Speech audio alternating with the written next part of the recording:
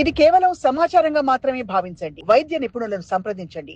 ఈ bad bacteria పెంపొందించే food మనం అసలు ఏం తింటాం? What are those foods? మనం తీసుకునే ప్రాసెస్డ్ ఫుడ్స్ తోటి ఎక్కువ ఈ bad bacteria growth, gut brain axis కానీ బ్రెయిన్ గట్ యాక్సెస్ లో ఇబ్బంది ఏర్పడింది అనడానికి what are some common symptoms? Common గా మనకు రిలేట్ అయ్యే టర్మ్ చాలా మంది చెప్తా ఉంటారు, సో ఎక్కడైతే వీళ్ళకి ఎక్కువసార్లు first of all gut brain axis ని దాని హార్మోనీ సెట్ చేయాలంటే ఫస్ట్ థింగ్ ఇస్ టిపికల్గా మామూలుగా ఏదో ఇబ్బందిగా ఉంది, గ్యాస్ బాగా ఇదిగా ఉందంటే ఇంట్లో సోడా తాగు అంటారు.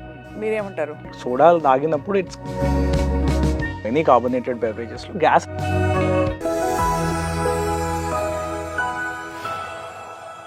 Hello and welcome to Sakshi life. మన మెదడుకి మన గట్కి చాలా దగ్గర కనెక్షన్ ఉంది అన్న విషయం ఈ గత 10 సంవత్సరాల్లో ఇట్స్ ప్రూవెన్ బియాండ్ డౌట్. అయితే మెదడు కనెక్షన్ వల్ల గట్లో ఉండే బ్యాక్టీరియా కూడా డిస్టర్బ్ అవుతుంటాయి అండ్ వైసీ వర్సా, అంటే మనం తినే ఆహార పదార్థాల సమతుల్యత కోల్పోవడం వల్ల కూడా బ్రెయిన్లో నెగిటివ్ థాట్ ప్యాటర్న్స్ రావడం, ఆలోచనలు మారిపోవడం లాంటివి జరుగుతుంటాయి. ఇవాళ ఈ ఇంట్రెస్టింగ్ టాపిక్ గురించి, ముఖ్యంగా ఏదో ఇబ్బందిగా ఉన్నప్పుడు ఏం చేయాలి, చిట్కాలు ఏమిటి అన్ని తెలుసుకుందాం. We have with us senior consultant gastroenterologist from Kim Sunshine, Dr. Rohan Reddy. Dr. Rohan, thank you so much for joining. Hello, Andy. It's my pleasure to be here, Andy. Yeah. So, ఇది favourite subject చాలా మందికి, by the వే.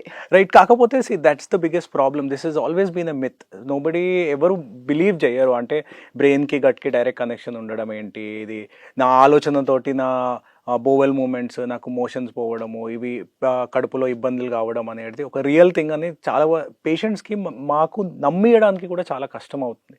ఎందుకంటే మేము ఏదో ఆ ప్రాబ్లమ్ని వాళ్ళ side push చేయడానికి ట్రై చేస్తామని చాలా మంది అనుకుంటారు. ఇది ఎలిటిస్ట్ కాన్సెప్ట్ అనుకుంటున్నారు చాలా మంది. So it is not a first world problem, it is actually a third world problem also. It is general human problem. So ఈ కాన్సెప్ట్ ఏమంటారంటే బ్రెయిన్ గట్ యాక్సెస్ అని అంటూ ఉంటాం. సో ఏమవుతుంది అని అంటే మన it's a vicious circle.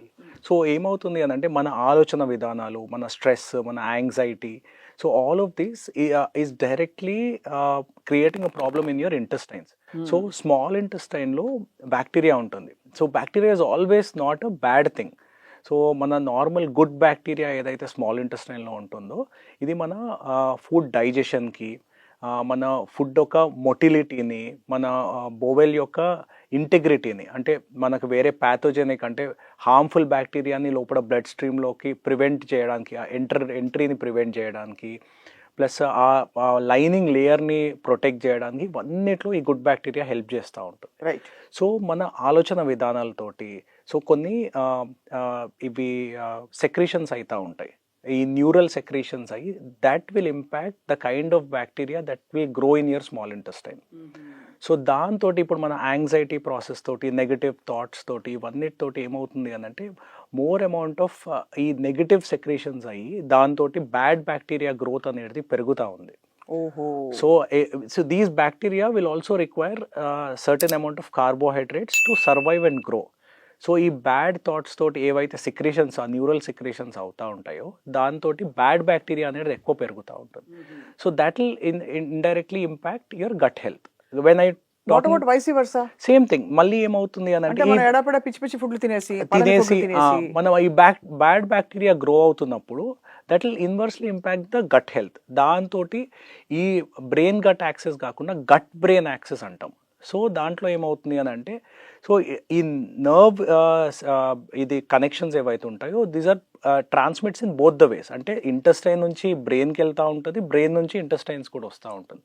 So ఈ బ్యాడ్ బ్యాక్టీరియా గ్రోత్ తోటి మనకు ఆ బ్యాడ్ సిగ్నలింగ్ అనేది బ్రెయిన్కి వెళ్తూ ఉంటుంది. సో దట్ ఈస్ అదే అంటున్నాను, ఇది ఒక విషస్ సర్కిల్ లాగా తిరుగుతూ ఉంటుంది. అది సో మనం ఆ బ్యాడ్ ఫుడ్ తీసుకోవడంతో ఏదైతే బ్యాడ్ బ్యాక్టీరియా గ్రో అవుతూ ఉంటుందో దాంతో మనకి ఆ థాట్ ప్రాసెస్, ఇవన్నీ న్యూరల్ సెక్రీషన్స్ అనేటి నెగిటివ్గా ఇంపాక్ట్ అయ్యి మన ఆలోచన విధానాలు మారిపోతూ ఉంటాయి. And at the same time మనకి ఆ లేజినెస్, అలసట, ఇవన్నీ కూడా దాంతో అవుతూ ఉంటుంది. So let me get it అంటే ప్రాపర్లీ, ఈ బ్యాడ్ బ్యాక్టీరియా పెంపొందించే ఫుడ్ మనం అసలు ఏం తింటాం? What are those foods? మన ఎవ్రీథింగ్ ఇప్పుడు మనకి westernization of diet, not all carbs, కొన్ని అంటే ఇప్పుడు ప్రాసెస్డ్ ఫుడ్ ఎస్పెషల్లీ పెంపొందిస్తూ ఉంటాయి. ఎందుకనంటే ఇప్పుడు మనకు నార్మల్లీ మన Indian food is actually good. We have a good amount of fibre in it.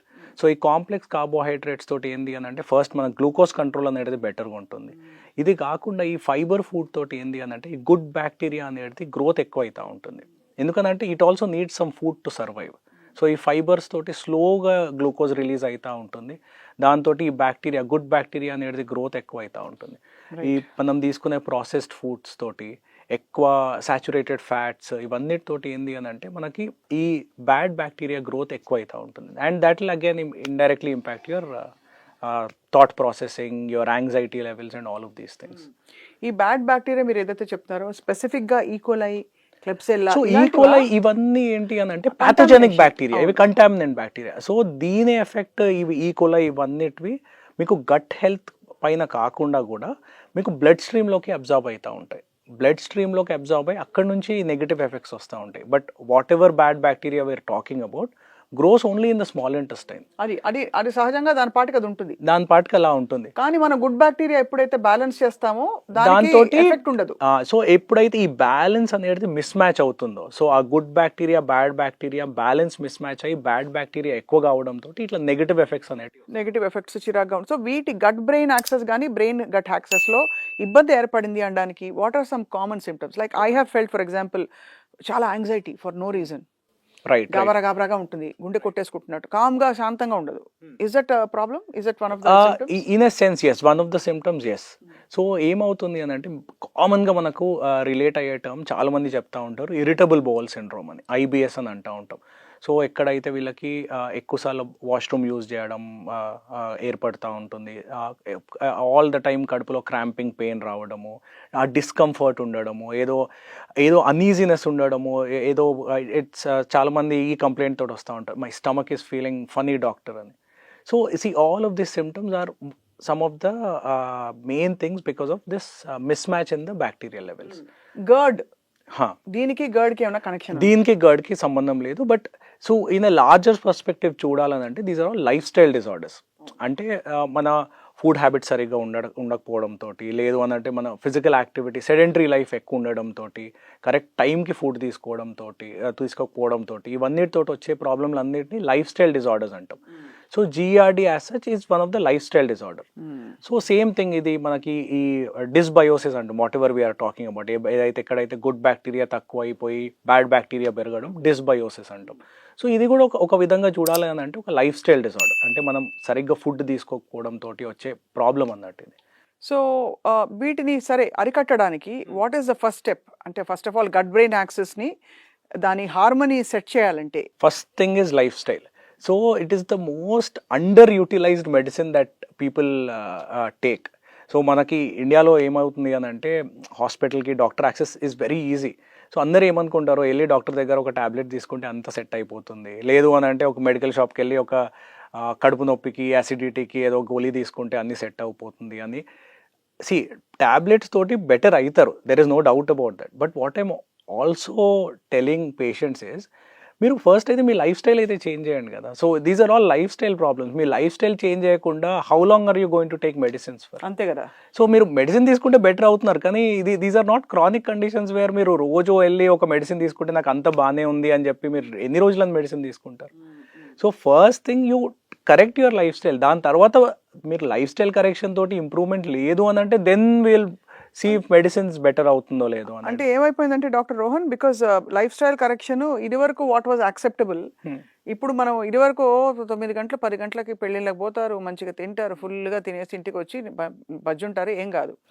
ఇప్పుడు మనం ఎవ్రీథింగ్ బిఫోర్ 7, సర్కేడియన్ రిథమ్, ఇవన్నీ మాట్లాడుతున్నాం. It's a generational shift. కరెక్టే, కాకపోతే సి నాట్ అంత రిజిడ్గా ఉండాల్సిన అవసరం కూడా లేదు. So do it in moderation. ఇండియాలో ఉండి పెళ్ళిళ్ళకి పోయి రాత్రి తినకుండా ఉండడం అనేది ఇంపాసిబుల్. కాకపోతే don't do it 5 days in a week. అది probably 1 or 2 days is acceptable. ఏది ఉన్నా కానీ ఆ మోడరేషన్ మెయింటైన్ చేయాల్సి వస్తుంది. అది కాకుండా రైట్ నౌ ఏంటి అని అంటే సెడెంటరీ లైఫ్ చాలా ఎక్కువైపోయింది. సో మనం కామన్గా most common thing is IT industry. People పాపం everyone's working 10 to 12 hours in a day. So దాంతో ఆ సెడెంటరీ లైఫ్, కంప్యూటర్ ముందట కూర్చొని ఏం చేయకుండా ఫుడ్ అక్కడే తినడము, వేరే అసలు మూవ్మెంటే ఉండకపోవడము, ఇవన్నిటితోటి ఏమవుతుంది అని అంటే ఒబేసిటీ పెరుగుతుంది. సో ఫాస్ట్ ఫుడ్కి అలవాటు ఎక్కువ అవుతూ ఉంది. We're not eating right. So these are all ఇవన్నీ కరస్పాండ్స్ అండ్ ఇవన్నీ క్యుములేటివ్ ఎఫెక్ట్ ఉంటుంది ఓవరాల్. అది ఓవర్ పీరియడ్ ఆఫ్ టైం ఒక ఇట్ అక్యూములేట్స్ అండ్ ఏదో ఒక ప్రాబ్లం లాగా బయటపడుతుంది మనకి. బీట్ జిఆర్డి ఉండడము, లేకపోతే ఈ డిస్బయోసిస్ ఉండడము, ఇది కాకుండా ఇప్పుడు ఫ్యాటీ లివర్స్ అంటారు. సో ఫ్యాటీ లివర్స్ ఉండడం, ఇవన్నీ ఒకదాని తర్వాత ఒకటి అనేది డెవలప్ అవుతూ ఉంటుంది. టిపికలీ ఈ గట్ హెల్త్ ని పరీక్షించడానికి ఏమేమి టెస్ట్లు చేస్తారండి? Is there a test actually? So there are some test. ఈ పాథోజెనిక్ బ్యాక్టీరియా పెరగడానికి హైడ్రోజన్ బ్రెత్ టెస్ట్ అని ఇలాంటివి కామన్గా చేస్తూ ఉంటాం. కొందరు మందికి ఎండోస్కోపీలు చేయడము, కొలనోస్కోపీలు చేయడం, ఇంకా వేరే ఏమైనా ప్యాథలాజికల్ కండిషన్స్ ఏమైనా ఉన్నాయా అని తెలుసుకోవడానికి ఇవన్నీ చేస్తూ ఉంటాము. బట్ ఫస్ట్ అయితే మెడికేషన్స్ తోటి ట్రై చేస్తాం అన్నట్టు. ఫస్ట్ మెడికేషన్స్, లైఫ్ స్టైల్ చేంజెస్తో ట్రై చేసి అప్పుడు కూడా కొందరు మందిలో ఇంప్రూవ్మెంట్ లేదు అని అన్నప్పుడు టెస్ట్లు అనేటివి చేయడం జరుగుతుంది. టిపికల్గా మామూలుగా ఏదో ఇబ్బందిగా ఉంది, గ్యాస్ బాగా ఇదిగా ఉందంటే ఇంట్లో సోడా తాగు అంటారు. మీరేమంటారు? సో సోడా తాగడం తోటి మొమెంటరీ బెనిఫిట్ అయితే చాలా ఉంటుంది. అంటే ఒక బెల్చింగ్ వస్తుంది. అది ఎందుకు వస్తుంది అని అంటే, మీరు సోడా తాగినప్పుడు ఇట్స్ కార్బోనేటెడ్. సో దాంట్లో చాలా వరకు కార్బోనేటెడ్ డ్రింక్స్లో, ఎనీ కార్బోనేటెడ్ బెవరేజెస్లో గ్యాస్ అనేది వాళ్ళు నింపుతూ ఉంటారు. సో మీరు తీసుకున్నది బయటికి వచ్చేస్తూ ఉంది, అంతేగాని లోపల ఉన్న గ్యాస్ బయటికి రావడం అనేది ఏం జరగదు.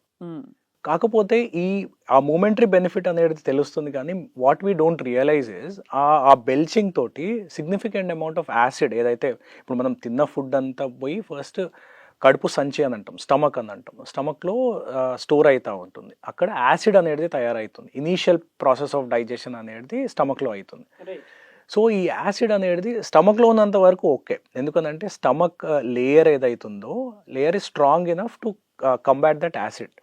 కాకపోతే ఇది ఫుడ్ పైప్ అంటే తిండి గొట్టంలోకి వచ్చేసినప్పుడే మనకి ప్రాబ్లమ్లు స్టార్ట్ అవుతూ ఉంటాయి. ఎందుకనంటే ఆ లేయర్స్, దాని లైనింగ్ లేయర్ అంత స్ట్రాంగ్ ఉండదు. సో ఈ మనం సోడాలు తాగినప్పుడు ఏమవుతుంది అని అంటే, ఆ బెల్చింగ్ తోటి ఏదైతే మనం గ్యాస్ బయటకు తీస్తామో దాంతో సిగ్నిఫికెంట్ అమౌంట్ ఆఫ్ యాసిడ్ కూడా రీఫ్లక్స్ అవుతుంది. So over a period of time ఇట్లా గ్యాస్ ఉన్న ప్రతిసారి సోడాలు తాగడము, కోకో థమ్సప్ తాగడము, దీంతో ఏమవుతుంది అని అంటే యాసిడ్ అంతా బయటకు వచ్చేసి over a period of time GRD symptoms start అవుతుంది. హార్ట్ బర్న్ రావడము, బర్నింగ్ సెన్సేషన్ ఉండడము చెస్ట్లో, లేకపోతే పుల్లటి తేన్పులు ఉండడము, నోట్లో అంతా లాలాజలం లాగా రావడము, ఇవన్నీ సిమ్టమ్స్ ఆఫ్ జిఆర్డి. సో మీరు చిన్న ప్రాబ్లమ్ని కంట్రోల్ చేయడానికి పోయి ఇంకో పెద్ద ప్రాబ్లం తెచ్చుకున్నారు. So what is ideal thing to do? బాగా గ్యాస్ ఉంది, ఇబ్బందిగా ఉంది, ఫ్లాటస్ కూడా ఉంది, you don't know what to do. So ఒక్కొక్క వాళ్ళ డెఫినేషన్ ఆఫ్ ఆ కడుపు ఇబ్బంది అనేది వేరే ఉంటుంది. గ్యాస్ అనేది కొందరు మంది పేషెంట్స్ బ్లోటింగ్కి చెప్తా ఉంటారు, కొందరు మంది యాసిడిటీని కూడా గ్యాస్ ప్రాబ్లం అని చెప్తా ఉంటారు, కొందరు మంది ఫ్లేటస్ ప్రాబ్లమ్ని గ్యాస్ లాగా అంటూ ఉంటారు. సో మనకి first thing is, as doctors మన దగ్గరకు వచ్చినప్పుడు we need to identify what exactly they are willing to tell, what exactly they mean by gas problem అనేది. సో ఇప్పుడు ఫ్లేటస్ ప్రాబ్లం ఉంది. ఫ్లేటస్ అనేది ఎందుకు తయారవుతుంది? ఎనీ నార్మల్ పర్సన్కి ఒక యావరేజ్గా 5 to 10 times కిందికి వెళ్ళి గ్యాస్ పాస్ చేయడం నార్మల్. సో బికాజ్ మనం డైజెషన్ అయ్యేటప్పుడు, ఫుడ్ డైజెషన్ అయ్యేటప్పుడు గ్యాసెస్ అనేవి తయారవుతూ ఉంటుంది. దట్ కొందరు మందికి ఇంటెస్టైన్ నుంచి డైరెక్ట్ అబ్జార్ప్షన్ అవుతుంది, కొందరు మంది కిందికి వెళ్తూ ఉంటుంది. So that is a normal phenomena. So మన డైట్ ప్రకారంగా more amount of protein food తీసుకుందాము, దాంతో ఈ గ్యాస్ హైడ్రోజన్ సల్ఫైడ్ అనే గ్యాస్ అనేది ఎక్కువ తయారవుతూ ఉంటుంది. ఆ టైంలో ఫ్లేటస్ అనేది ఎక్కువ పోతూ ఉంటుంది. Right. So if it is socially awkward, లేదు అని అంటే ఒక 15-20 times కంటే ఎక్కువ అవుతా ఉంది అన్నప్పుడు మన డైట్ ప్యాటర్న్స్ని చూడడము, దాంతో ఇంకా వేరే ఏమైనా మెడికేషన్స్ అన్నీ ఇవ్వడం అనేది. So protein takes longer to digest కాబట్టి అది ఎక్కువసేపు అక్కడ ఉంటుంది. అండ్ ప్రోటీన్ డైజెషన్ అయ్యేటప్పుడు గ్యాసెస్ ఎక్కువ రిలీజ్ అవుతాయి, అది కూడా అవుతుంది. అండ్ ప్రోటీన్ తోటి ఏంది అని అంటే, protein completely gets absorb by your body. Correct. So that is why more amount of gas is release during that digestion.